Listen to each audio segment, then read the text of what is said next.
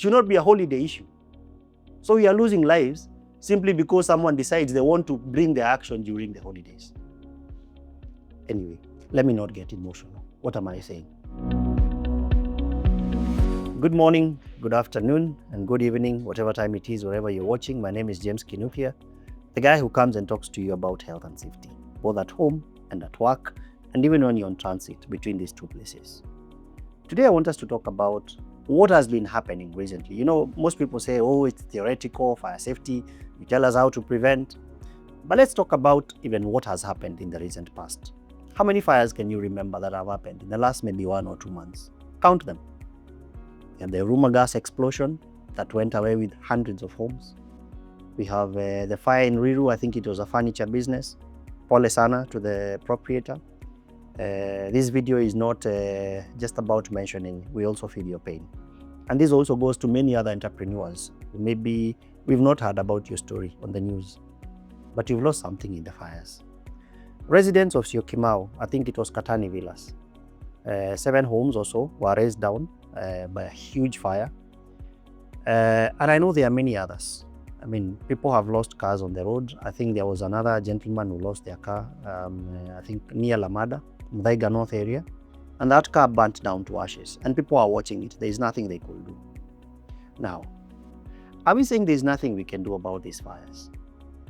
And you know, I've watched the videos sometimes on YouTube where there was a fire and like 3-4 drivers stop on the roadside and everyone comes out with an extinguisher. And it got me thinking, if my car caught fire today, how many Kenyan drivers would actually stop and come out with a fully functional fire extinguisher to help me extinguish my fire? Think about it for a moment. Kenyans, things are so expensive here. Our tires, our fuel, and how much is an extinguisher? It is my desire. And this is not just telling you it makes sense, because I know even the appeal of common sense may not really be the reason why you want to do this, but it's just an appeal to every Kenyan driver. If you own a private vehicle, make sure it has a functional fire extinguisher, and it will not break the bank to get one. It can save your car, it can save someone's car, it can save even your house, because most fires, if you deal with it in the incipient stages, just when it is beginning, even half a glass of water is enough to save a whole factory from burning down, because it is about catching it early and having the right equipment or the right extinguishing material when it is needed. Let me address business owners.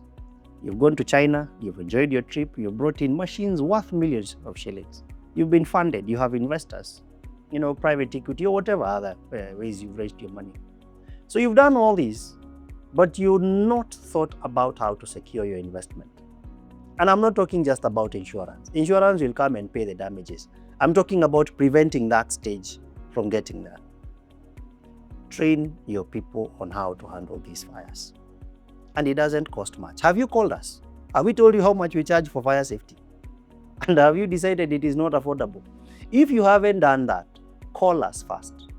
Find out how much it costs to train your fire safety team. And then imagine why you have never done it before. Call us to do a fire safety audit. And in a fire safety audit, I'm not just talking about making sure you have complied with DOSH. It is even about, yes, you've bought extinguishers. Where have you placed them? Are they the right extinguisher for the kind of fire that is likely to occur in that area? That is what we call a fire risk assessment. We risk assess and place the extinguishers based on the risk of fire that has been identified.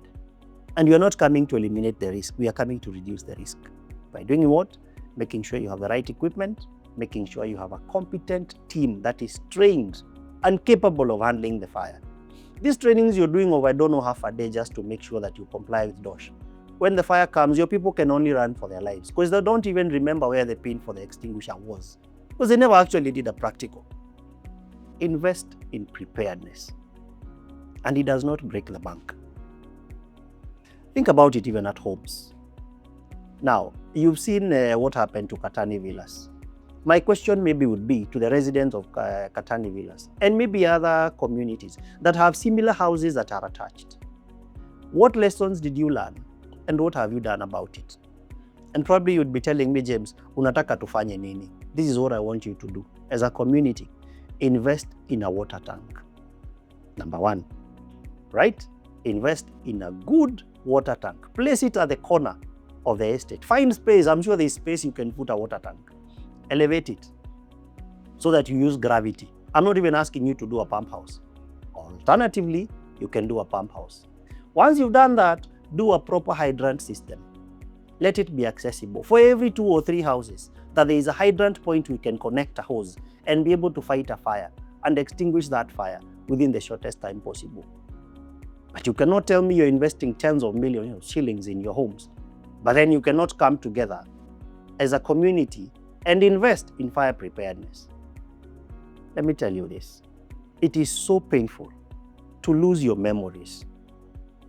It is so painful to lose a loved one in a fire, simply because you either did not think about it or you did not consider it important. It's not even an issue of you cannot afford. I know you can afford. That I know. There is no way you built a home for 15 million shillings and you cannot invest in fire preparedness. So, I'm not here to accuse you, and I'm not saying you're reckless. I'm simply saying we can stop this trend. All these gated communities that are coming up, and I want to bring the challenges even back to the developers. You guys, you're going there for site visits to see houses. Let the question be, what is the preparedness on emergencies, particularly fire? Kama hawajaeka any measures for fire prevention, don't buy that house. That is the only way you're going to force developers now to start incorporating it in the design. Because safety by design is better than safety where you're now modifying. It's going to be a little expensive. I'm not saying it's cheap, but it must be done. It's not an option. It has to be done. Let me address NTSA. This small, can of 500 ml that you're calling an extinguisher, and you're certifying vehicles to be okay and clearing them, and a first aid kit that has 2 or 3 items. NTSA and DOSH, this is a challenge to you. Collaborate. DOSH has a standard for what should be in a first aid kit. And then there's an officer in NTSA approving a red container with aspirin and 1 bandage and 1 elastoplast to be a certified first aid kit. And you say that vehicle has been inspected and is okay. Shame on us. Shame on us. That is not how we are supposed to be doing business, even as government.